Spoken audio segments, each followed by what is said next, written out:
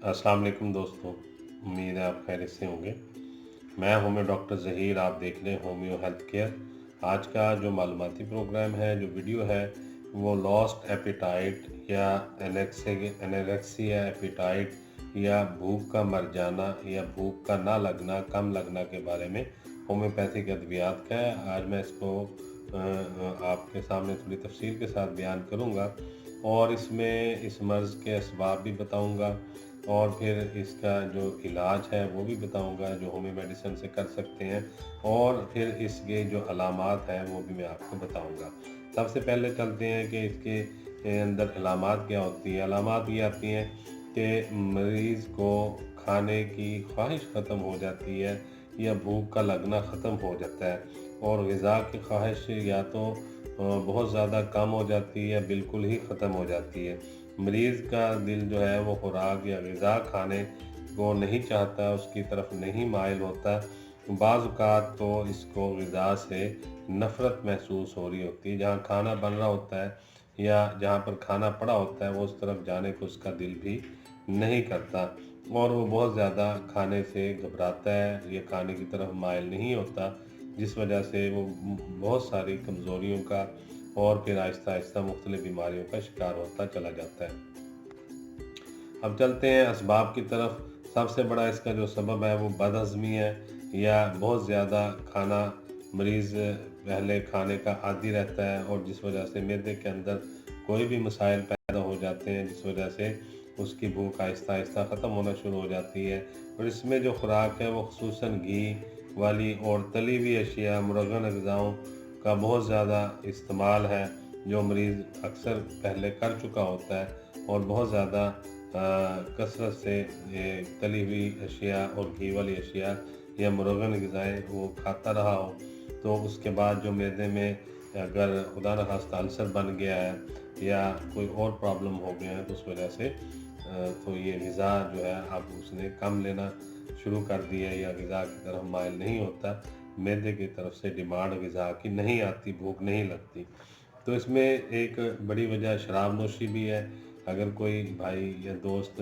शराब नोशी करते हैं और उस वजह से भी उनकी भूख कम हो सकती है, असबी कमज़ोरियों की वजह से भी ऐसा हो सकता है, और मैदे के अंदर कोई खुदा न खास्ता ज़ख़म बन गया हो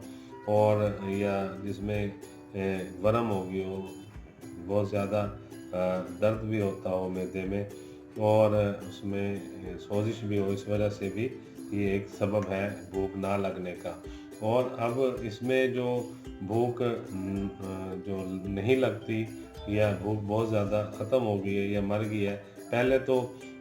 असल मर्ज़ के सबब जानना ज़रूरी है। ये देख लेना कि क्या मसला है। उसमें बहुत सारे सिम्पटम आप मरीज़ से बात करके भी हासिल कर सकते हैं, और फिर उसके पखाने का, पेशाब का, खून के टेस्ट से भी मदद ले सकते हैं। फिर अगर ज़रूरी हो तो फिर मैदे की जो है वो एंडोस्कोपी वगैरह भी आप करवाई जा सकती है, और उसके बाद भी आपके पास रिपोर्ट जो आएगी उसके मुताबिक इलाज किया जा सकता है। इसमें जो आम तौर पर जो शुरू वाली स्टेज में अगर मरीज़ को किसी वजह से भूख लगना ख़त्म होगी, इसमें जो आम वजूहात है वो बहुत ज़्यादा गम में या परेशानी के आलम में भूख लोगों की मर जाती है, बहुत ज़्यादा खुशी में या गुस्से के हालात में भी भूख ख़त्म हो जाती है, या बहुत ज़्यादा जज्बाती कैफ़ियत में भी भूख ख़त्म हो जाती है। कहीं इम्तिहानात की टेंशन या सफ़र की टेंशन या कहीं जाने का शौक़, और वो ऐसी कैफ़ियत जो है, या किसी दोस्त की भाई की शादी मुतवक्का हो, शादी के दिन उसकी भूख ख़त्म हो जाती है, खुशी से भी ऐसा हो सकता है, या किसी को बहुत ज़्यादा अच्छी या खुशी वाली ख़बर मिल जाए अचानक से, तो उसमें भी उसकी भूख जो है वो ख़त्म हो सकती है।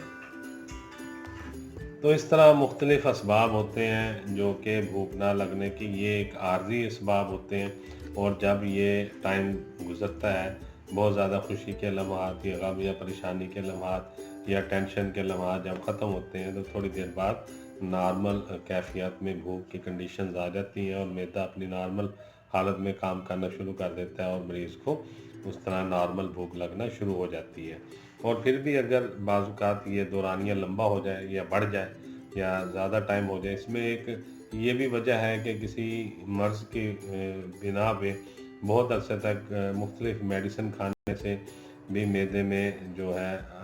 तेज़ाबियत बहुत ज़्यादा बढ़ना शुरू हो जाती है, और जिस वजह से मरीज़ को भूख जो है वो कम लगना शुरू हो जाती है। और उसे भी ठीक करने के लिए होम्योपैथिक में अद्वियात हैं, और बाकी वजूहात मैंने आपको बता दी। इसके अलावा और भी मुख्तलिफ़ वजूहात हो सकती हैं जिस वजह से भूख ना लग रही हो। अगर तो आपको सबब मालूम हो गया है और आपने टेस्ट वगैरह भी मरीज़ के करवा लिए और आप मर्ज़ की जो है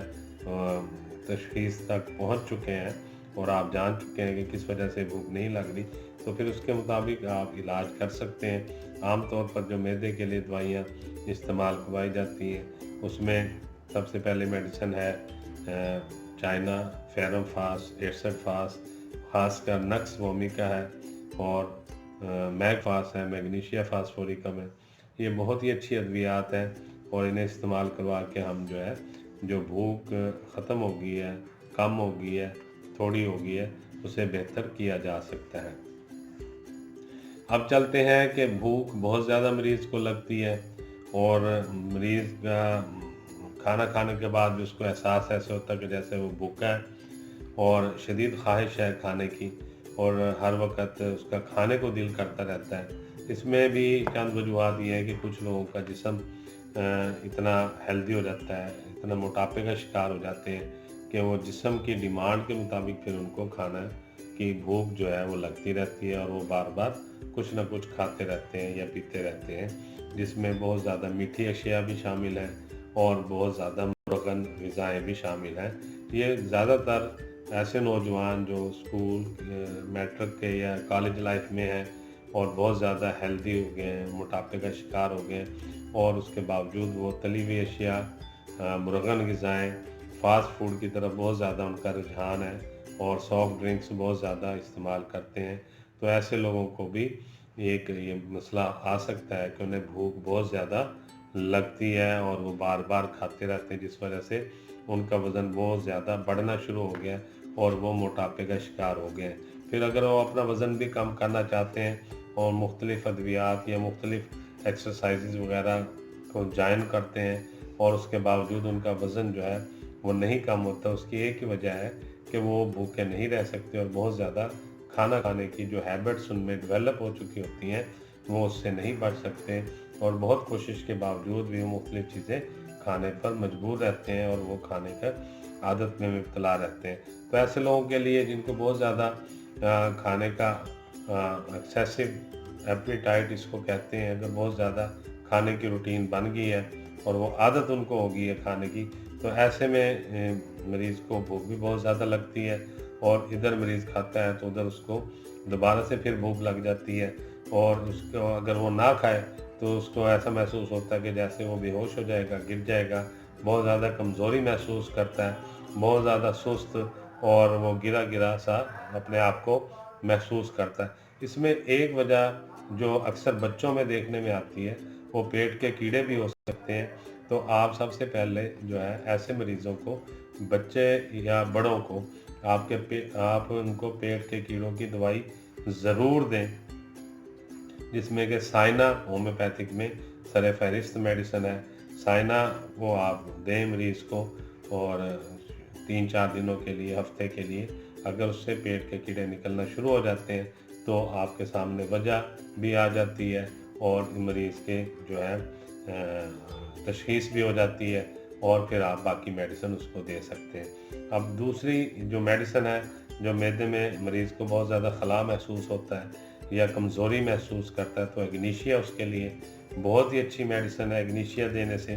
एग्नीशिया आप 3x में 30 पोटेंसी में दे सकते हैं, दिन में 3 दफ़ा दे दें 30 पोटेंसी में अगर देनी है। 1x में अगर देनी है 3 से 4 दफ़ा, 5 दफ़ा भी आप दे सकते हैं, 5-5, 10-10 कतरे। तो इंशाअल्लाह ताला जो मैदे में खिला महसूस होता है, खाली खाली मैदा महसूस होता है, तो एग्नीशिया देने से ये बिल्कुल ठीक हो जाएगा। और इसी तरह अगर मैदा डूबा हुआ महसूस होता है, या ऐसा लगता है कि अगर कुछ ना खाया तो पता नहीं क्या हो जाएगा, और बहुत ज़्यादा कमज़ोरी महसूस होती है, तो सिमिसी फ्यूगा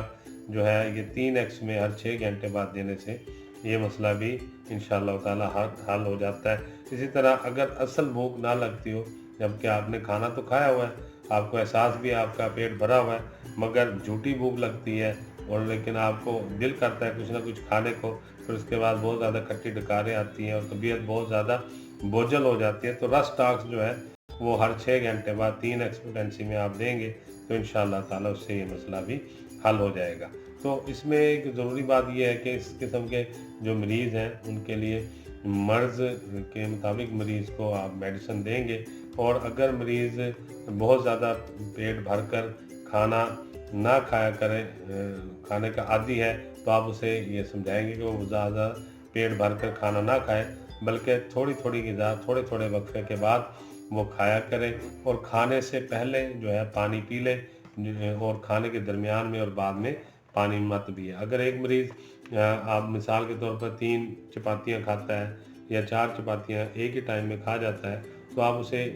एक एक चपाती का बताएं, मेडिसिन भी दें और उसको खाने की ग़िज़ा को कम करने का भी कहें, और आहिस्ता आहिस्ता वो अपनी ग़िज़ा को कम करें। हाँ, यही कि जो 3 या 4 चपातियाँ खाता है वो एक टाइम में, तो थोड़ी थोड़ी देर बाद वो अपनी खुराक इस तरह ले ले, एक एक चपाती करके 2-2 घंटे के वक्फे के बाद वो अपनी खुराक मुकम्मल कर सकता है। फिर इस तरह करने से इंशाअल्लाह ताला आहिस्ता आहिस्ता उसकी खुराक भी नॉर्मल हो जाएगी और भूख भी उसकी कंट्रोल हो जाएगी।